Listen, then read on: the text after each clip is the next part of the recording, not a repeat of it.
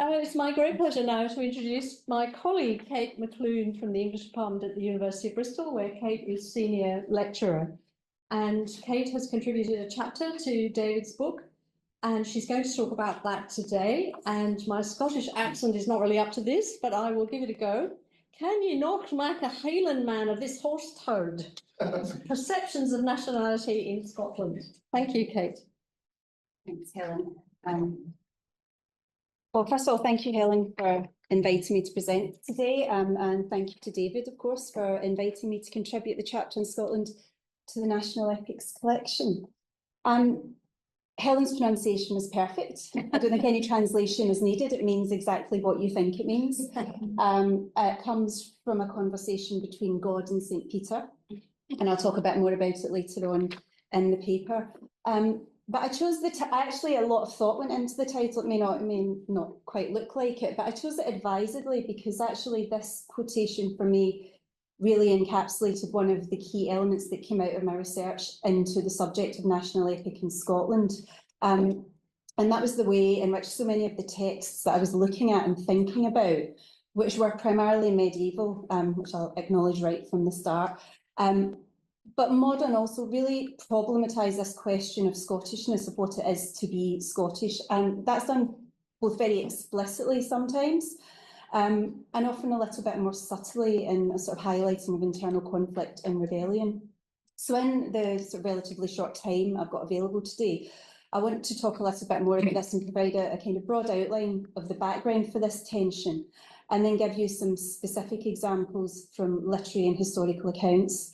And then I'll conclude by suggesting one factor that I think might lie behind some of these sustained engagements. And it's a factor that I think is, in this case, specifically Scottish. I'm sorry, I don't have any videos or songs, but I feel like with Scottish football, the songs might not be very celebratory anyway, so it's probably for the best that I've avoided that.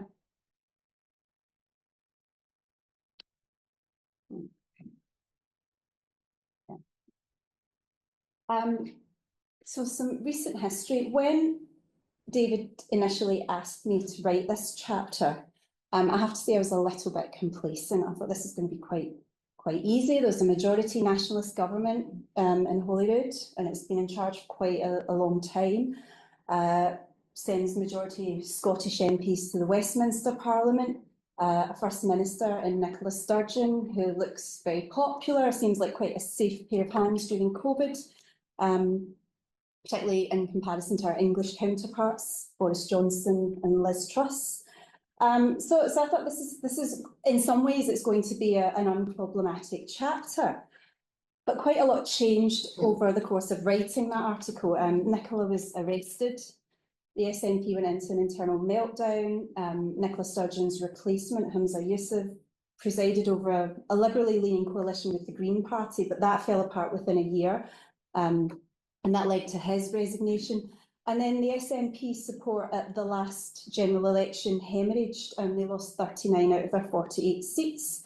So a quick reconsideration of the general tone of the chapter was called for, and my prediction of composing what in some ways would be quite a coherent narrative account of Scotland's shift from independent nation to constituent part of a larger country, followed by a smoothly gradual return to potential independence, fell into tatters like the SNP majority. So the logic of the chapter changed. But in fact, that actually worked out quite nicely for me, because the gradual deterioration of what looked initially like a real sort of political cohesion and national stability speaks very nicely to the kinds of historical and poetic accounts that I'm going to talk about, because the poems and the chronicles that I'm looking at today really highlight internal difference and dissension.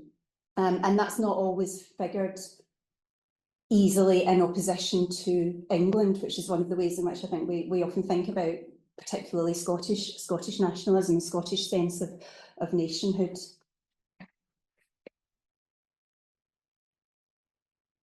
So I wanted to think a little bit about what we're actually talking about when we talk about a national epic, because it does seem to me that in many ways the concept of a national epic presupposes two things, and the first of those is the existence of a land that conforms to our expectations of what a nation is, so a distinct people or the formulation of a corresponding political state. And second, the existence of a heroic figure around whom is built a narrative account that exemplifies both the glory of the hero, but usually by extension of their nation. And I think on both these accounts, Scotland is challenging, and I'll return to the heroes briefly later on in my talk. So this is a quote from David Brown, Image and Identity, and David is probably the most prominent historian of early medieval Scotland, and he engages a lot with this kind of question of what Scotland is.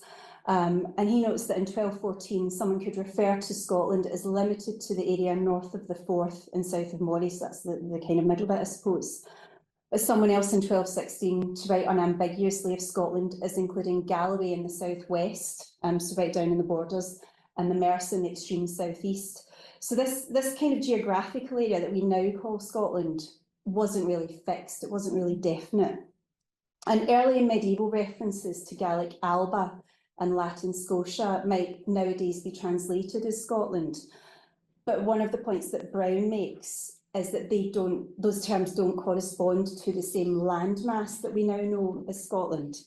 So even by the 13th century, this terminology of nation was quite nebulous. And this ambiguity with specific reference to Scotland is key really to what I'm talking about today. And it's something that really informs my contribution to the National Epics collection. So how does the concept of a national epic work in a country in which some of the islands owe allegiance to Norway and Denmark until as late as the 15th century, a land in which the divide between highlands and lowlands is emphasised by chroniclers who are at the same time trying to formalise the history of the nation, a country where the blood feud continues to be a valid alternative to the pursuit of justice, to the extent that even James VI complains about it, a country where kings themselves are pursuing blood feuds with the rebellious subjects. So I apologise for the poor quality of this map, but if you take my word for it, this is a map of blood feuds in Scotland with a list up here of the various blood feuds that were current at this time in the mid-15th century. And I think maybe what you can see from this is that Scotland over time has been nothing if not conflicted. I have a nice quote there from James VI where he talks about blood feud. For any displeasure that they apprehend to be done unto them by their neighbours, they take up a plain feud against him, and without respect to God, king, or commonwealth, I think we know which of those James is thinking about, bang it out bravely, he and all his king, against him and all his. So this is something that annoys James because it is still a very sort of common means of pursuing vengeance. When early Scots historiographers were attempting to formalise then the history of this nation, they weren't just dealing with the challenge of external hostility from England and the aftermath of the Anglo-Scots Wars. They were also thinking about internal dissent. So families like the Sinclairs of Orkney, a really interesting family actually, who have links in Orkney but also in Lothian, and seem to have some parallels with Gawain and the Orkney family, and specifically in Mallory. I'm not going to talk about that today, but I have written about it elsewhere. But the Sinclairs owed allegiance to the Scandinavian kings as well as to the Scottish kings, and this was an issue for Stuart kings over the years, who repeatedly tried to claw back this family. We have families like the semi-autonomous MacDonald Lords of the Isles, who were Gaelic speaking and who inhabit the kind of western side of Scotland. Other magnates like the Douglas family, who are particularly prominent, they were the Lords of the March, sort of down here in the borders. It's interesting that all these families are also associated with sort of, I suppose, liminal or marginal areas. But extremely powerful families, and the Douglases were themselves at one point engaged in a pretty severe blood feud actually with James II, who had killed one of them at at a dinner at which he had guaranteed safe conduct. Such was his anxiety about the potential threat from the Douglas family, and that feud continued alongside the Wars of the Roses, actually. And this is complicated further by the existence in Scotland of the Gaelic speakers of the Highlands. And they are often portrayed with ambivalence, if not the kind of downright hostility that I suppose the title of my paper might imply by historians and poets.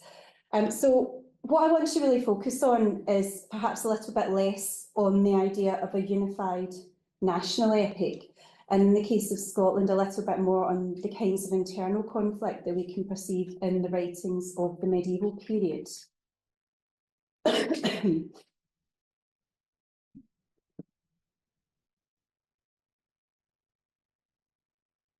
So initially, when I was thinking about national epics, and I suppose initially when I approached this chapter, my first thought was to try to identify one text that I could focus on, that I could identify as a national epic for Scotland, and kind of unpack what was going on in that text. And I thought there are a number of different works which we could identify quite loosely as national epics. Gavin Douglas, the Bishop of Dunkeld, translated and adapted Virgil's Aeneid into Scots as the Aeneidos, which some of you may be familiar with. He added original verse prologues to each of the books of the Aeneid, and those prologues are themselves quite interesting in terms of what they say about Douglas's endeavour. And then he adds at the end the 13th book of Matthias Vigus. But in his first prologue to the Aeneidos, he talks about Caxton's translation and how he's mangled and corrupted the original. And he presents himself, Gavin Douglas, as the true heir, who is producing a purer, in inverted commas, response to the original. But of course, including these preemptive prologues, Douglas is quite careful actually to slant the audience's interpretation of what comes next.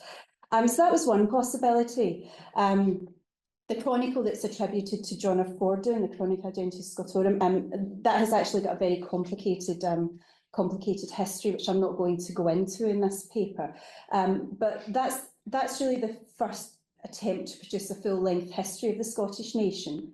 It's produced in the aftermath of the Anglo-Scots Wars of Independence, and one of Fordun's aims is to emphasise the long-standing security and sovereignty of the nation, so another possible contender. And then, perhaps most obviously, John Barber's The Bruce and Harry's Wallace, each of those focused through the characters of Robert the Bruce and William Wallace, an individual and communal opposition to English oppressors. And both of those texts, and the heroes of both of those texts, do seem in some ways to exemplify the characteristics that are required of a national epic. We see patriotic pride, we see resistance to a common oppressor, we see martial success. Obviously, Wallace's story doesn't end quite as happily as Robert Bruce's, but nonetheless, they both appear to be quite strong contenders. But I think they're in fact a lot more complicated than they appear. They do speak very eloquently to a kind of anti-English hostility, and it's interesting that they continue to be printed and circulated as late as the 16th century.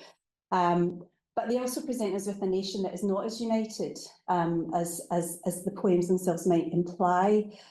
So, for example, the Wallace notes that it was a Scottish nobleman, Earl Patrick of Dunbar, in March, who opened the gates of Berwick to King Edward I, and that Wallace was eventually handed over to the English by his countrymen, Sir John Menteith of Ruskay and Knapdale. So the kind of internal conflict that's illustrated there, I think, is sort of representative of a wider issue when we think about the Scottish nation and the idea of a national epic. Even Fordun's account, which highlights, as it does, the sustained nature of Scots sovereignty. So he lists the Scots kings back to the Gaelic period. Nonetheless, it stands out because of the way in which he treats the Highlanders, the way he describes Highlanders and the inhabitants of the Western and the Northern Isles, and his description becomes extremely influential for subsequent engagements. This is not a Scottish image, but it is, I think, the earliest image of Scots in kilts, and it comes from Germany from 1630, and it's a little bit blurry, I'm afraid. but I thought it was quite a nice illustration to have there. So this is Fordon's description of Gaelic-speaking Scots in Book 2, Chapter 9 of his Chronicle. And this has for a long time been something of a benchmark for historians and literary critics who want to analyse lowlander perceptions of their neighbours. So Fordon draws a distinction between the two languages that are spoken, which he refers to as Scottish and Teutonic. And Scottish is the language who inhabit the mountains. Montanas inhabit insulas ulteriores.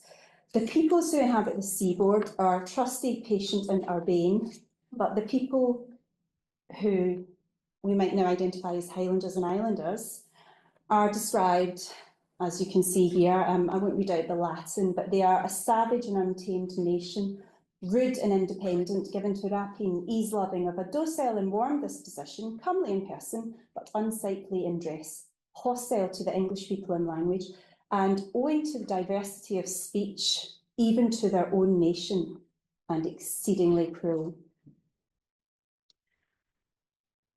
It might come as a surprise after reading this, though, that Fordon's description is not completely negative.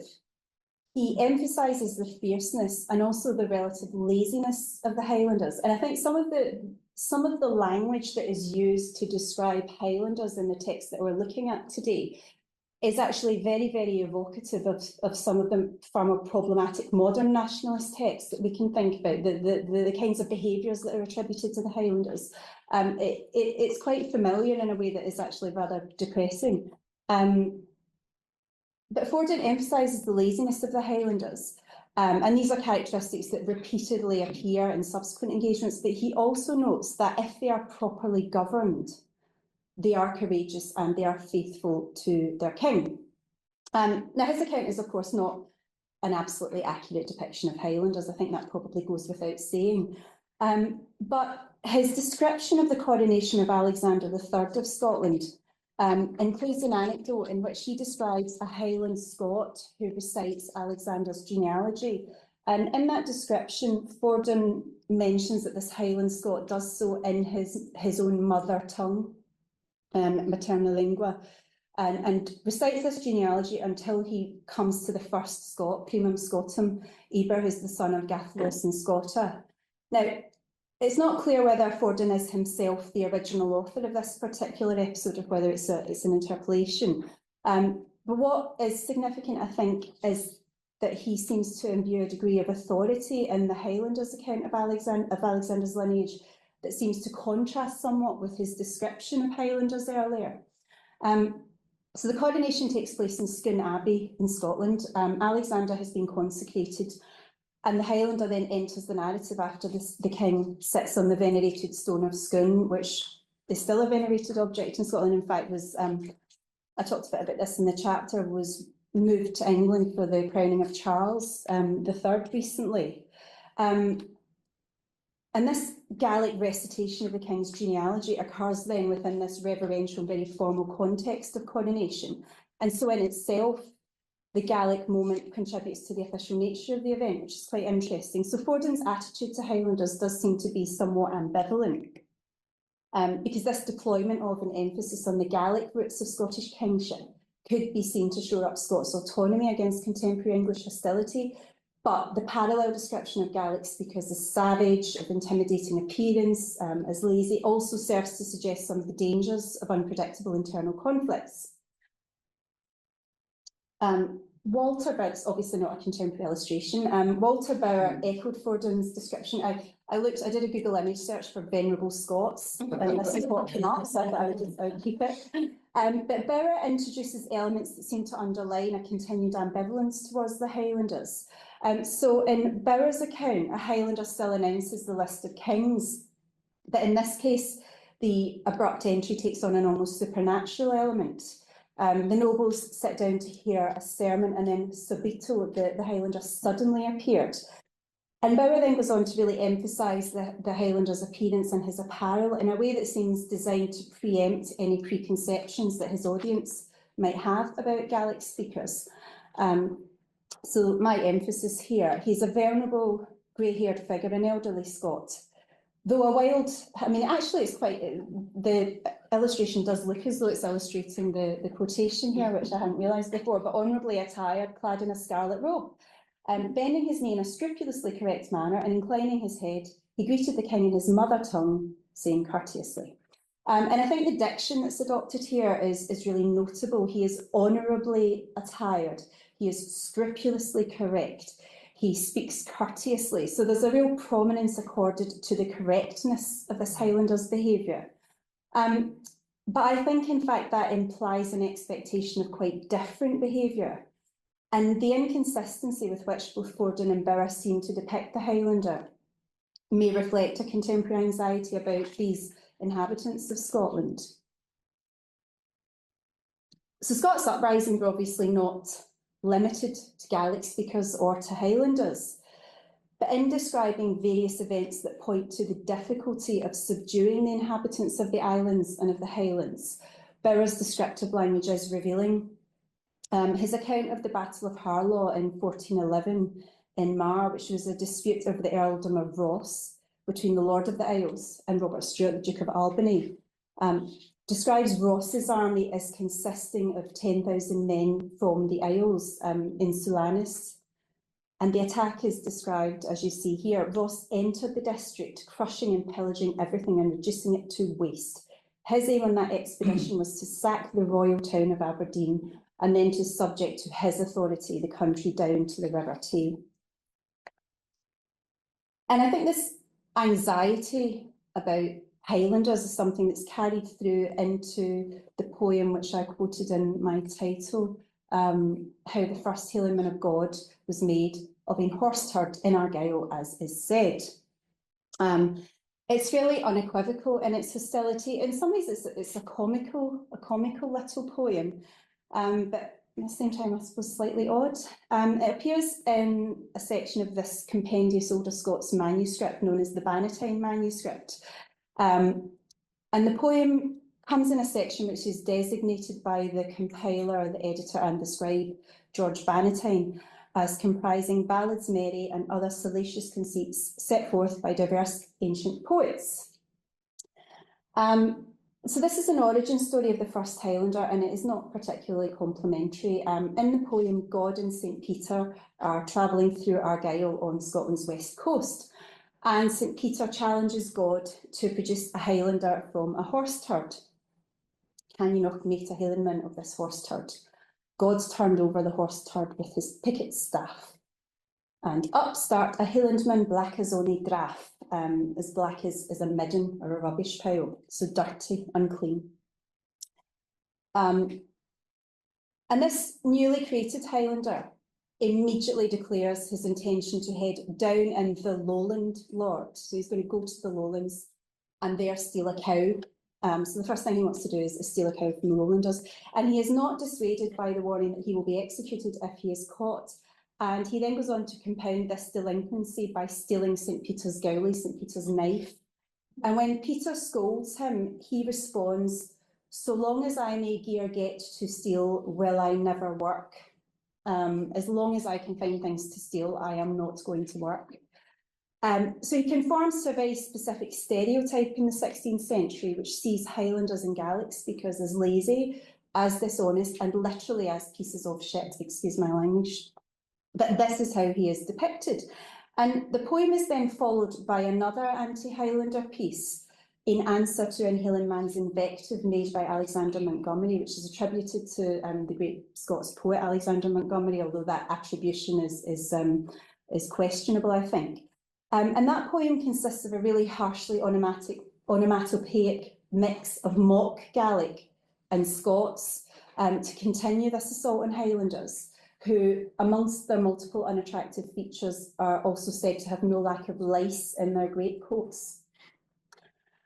And I think the contempt that you can see directed from one Scot to another here is perhaps a little bit surprising sometimes to modern audiences. But something that I think makes this even more surprising is that prints of the Wallace and the Bruce, those aforementioned poems, were circulating at the same time that George Bannatyne was compiling this manuscript. So on the one hand, you have these two major texts that look like they're pushing a kind of Scots autonomy against a narrative of English hostility. At the same time, George Bannatyne is compiling this manuscript in 1568 in Edinburgh, which is a huge manuscript, and I don't want to give the impression that it is full of anti-Highlander invective. That's actually a very small portion of the manuscript. But these kinds of texts are circulating at the same time. So while Harry's and Barbara's works invoke historical disputes with England, the negative depiction of the Highlanders in the Bannatyne manuscript, I think, bears some witness to the complexities around defining Scottishness, nationhood and belonging. And this is something that seems to reflect a real gnawing issue for Scots writers, the dangers of internal instability and conflict. And I just want, in concluding, to sort of suggest potentially one of the reasons for this. This is another image. This is the image of the Montgomery poem in the manuscript, which you obviously won't be able to see very well here, but I think if the PowerPoints are circulated, people can have a look at it afterwards. So one of the major differences between the English and the Scottish experience and the period after the Anglo-Scots Wars of Independence is the presence in Scotland of a consistent ruling dynasty. So the Stuarts hold the Scots throne in an unbroken line from 1370 to 1603. So while England faces dynastic quarrels that culminate in the Wars of the Roses, the throne of Scotland actually looks like it's relatively secure. But the reality belies this appearance, because after Robert III, every Stuart who ascends the throne does so as a child, and their reigns are marked by violent death and minority rule. So James IV was comparatively elderly. He was 15 when he came to the throne. James V and James VI were only a year old. Mary Queen of Scots was only 7 days old when she became queen. And this was a cause of huge anxiety for contemporary observers, because youthful rulers were thought to be particularly susceptible, whether that was to lustful desire or the influence of wicked counsellors. And older Scots literature is littered with allusions to this kind of exposure. Moreover, the absence of a strong monarch affords ideal opportunities for greedy magnate families, and some of these were lowlanders and some of them were not. So I think, in a sense, part of the anxiety about internal conflict that we can see in these chronicle and poetic accounts is speaking to a broader contemporary anxiety about the throne of Scotland, about the crown of Scotland. What is going to happen to this nation when there is this kind of repeated tendency of monarchs to ascend the throne as children? But paradoxically and in retrospect, we can see that this actually leads to quite a positive state of affairs for Scotland, because repeated periods of minority rule prevent the centralisation of government, it prevents tyrannical rule, and then the punitive measures that those youthful kings and queens take when they reach majority against overpowerful families, so things like confiscation of goods and land, to imprisonment, execution, murder, blood feud, means that no one family is ever really able to accumulate enough sustained power to be a genuine threat to the stability of the Stuart throne, although many, particularly the Douglases, come close to this. But of course, for contemporary observers, they don't have the benefit of this hindsight. They witness conflicts, they witness uprisings, so comfort like this is scant, and bloody clashes like that between the Black Douglases, for example, and James II, only reinforce fears around kings who are unable to control powerful magnates and powerful aristocrats. So I think, in a sense, the anxiety around the loyalty of Gaelic Highlanders is bolstered by the behaviour of some of these border families, and the Douglases are the most prominent of these border families. And their conflicts with each other and with the Crown encapsulate a kind of period in Scots history where there's a real anxiety, a real sustained anxiety about what it means to be Scots and about the security of the nation. I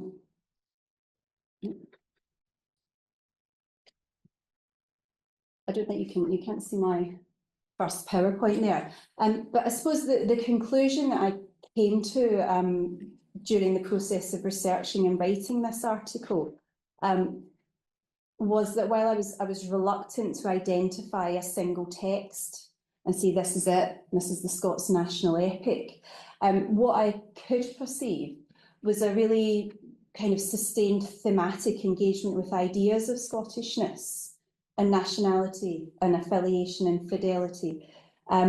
So in a kind of paradoxical way, and almost rejecting the idea of a Scottish national epic, I think what I found was something else that perhaps spoke a little bit more articulately and genuinely to the complexity of the nation and what it is to be Scottish. Thank you.